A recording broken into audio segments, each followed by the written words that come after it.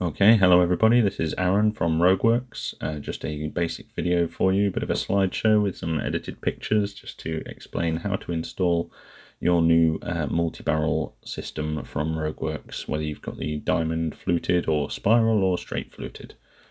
So I was rebuilding one of my own personal KCO2. I've got all the parts laid out on the desk and I was just taking pictures as I was going through, just because the assembly process for the multi-barrel is a little bit different to normal barrels, as the multi-barrels are in 3 pieces.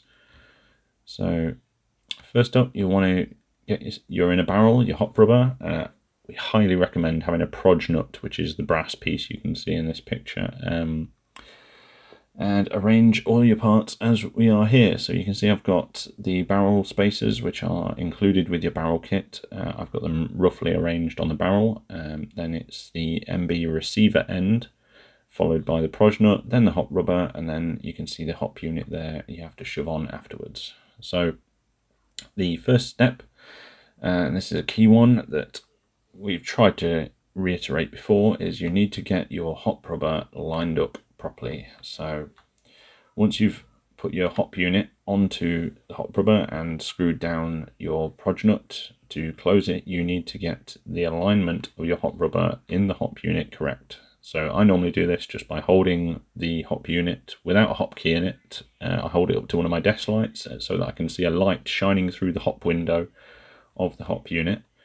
And you can see for this example, I've twisted the inner barrel around a little bit to the right. Now, I know that the hop rubbers have the locating like tab on the outside and the bit that slots onto the inner barrel, but that still allows a certain amount of rotation. So in this example, this one's twisted to the right, and then for the opposite example, this one's twisted to the left. You can see just by eyeballing it, I've put the square on so it's a little bit more obvious. You can see that one's twisted. And what you're looking for is just to get it centered. So you can see on this image, I've got it as close as I possibly can by eye to the barrel window being centered with the hop rubber. Now the hop rubber will stay centered in the hop unit. It's the inner barrel that twists around because it has less of a locating tab from that little strip that goes down the underside of the inner barrel. So once you've got your inner barrel straight inside the hop rubber and the hop unit, that's when you want to tighten down the clamp nut on your proj nut on the outside of your hop unit. So do it as tight as you deem fit. I was using a steel inner barrel in this case, so I wasn't particularly concerned about the proj nut crushing the barrel, so I just did it as tight as I could. You can either use spanners, pliers. I'd recommend, I've got a little adjustable wrench. I just use 2 of those next to each other, and you tighten the kind of part of the proj nut that's screwed into the hop unit, and you tighten the clamp nut down against it. Now you can see the position of the receiver end, the MB receiver end, which is the bit with the grooves in it, the large part with the 2 rail screws. I've left quite a sizable gap between the hop unit and the MB receiver end. Now that is so I can grip it with my hand, because we do have a little bit of pushing, pulling and twisting to do when inserting the inner barrel and spacers into the outer barrel.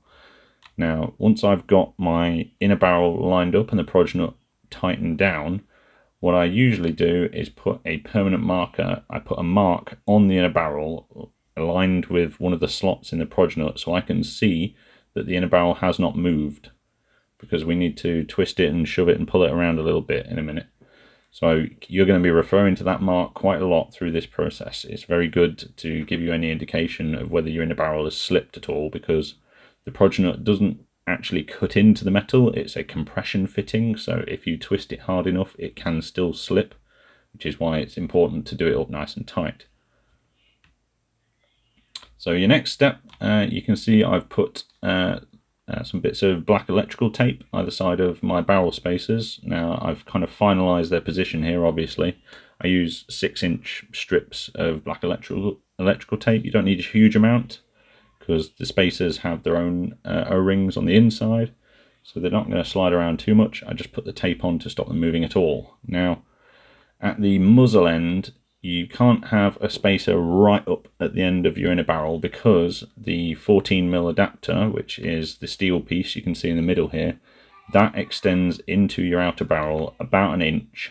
So you need to leave your last spacer and bit of tape 1 inch clear of the muzzle end of the main section of your outer barrel. Otherwise the tape will prevent you fully inserting your inner barrel. So take that into account when spacing your spacers out.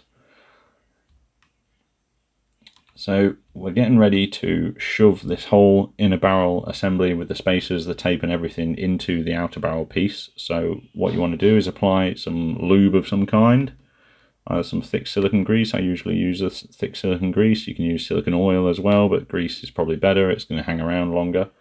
And you can see I grip the kind of hop unit and proj nut bit, and I'm holding the inner barrel as well, just because I'm trying to avoid twisting that inner barrel too much. I grip it and you shove it into the outer barrel piece, and you're gonna have to wiggle it a bit, and it's gonna be like it is a snug fit. Those spacers provide a lot of grip and friction and contact onto the outer barrel, so just carefully slide it in, wiggle it around. You've got to get the O-rings on the outside of those spacers past the lip where it's where the threads end for the receiver end part. So just wiggle it around, be patient, try not to force it if it gets stuck. You know, make sure it's well greased and everything. So you've now got your inner barrel and spacers slotted into your outer barrel. You're not all the way in yet because you've still got to screw in the receiver end piece.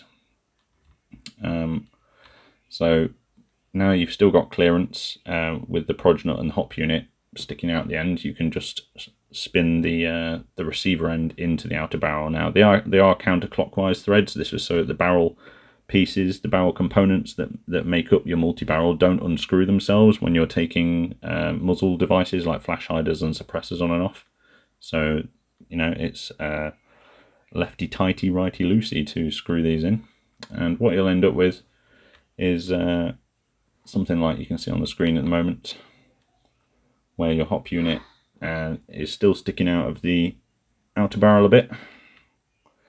And we're going back to check that pen mark again, make sure that your inner barrel hasn't moved or twisted inside your hop unit during the process of inserting the inner end spacers into the outer barrel.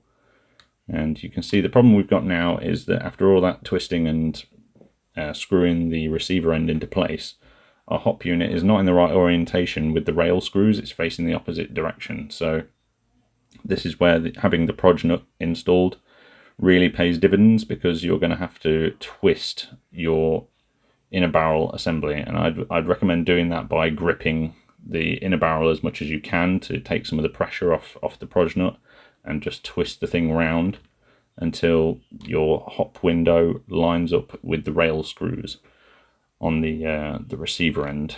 And at this stage I normally pick this up and start doing I think it's called like the arrow perspective, where as if you were trying to check an arrow is straight for a bow and arrow. So pick it up and look down it, and ideally you're looking for the hop window to be in line with those two rail screw holes. Okay, and after you've twisted that, go back and check that pen mark again. Make sure that you didn't lose orientation. You can even hold it back up to the light and check that your hop window is still straight inside the hop unit. But if that pen mark's not moved, you're probably fine. Okay, and final step is again where the proj nut pays dividends, because you've now got to push your inner barrel assembly, those last couple of inches, to seat your hop unit into that receiver end, and try and keep it straight when you do this. Again, we're looking for the hop window to be lined up with those two screw holes by the time you're finished, and just hold it up and look down it again, make sure it's as straight as you can get it. And that is it. Congratulations, you now have an assembled multi-barrel system with all your spacers installed and everything nice and straight. If you want to attach this to your receiver using one of our rails, then I suggest hopping over to our other video and we'll talk you through installing the Master Precision rail, which is coming out around the same time as these barrels. Thanks for listening, and see you on the field.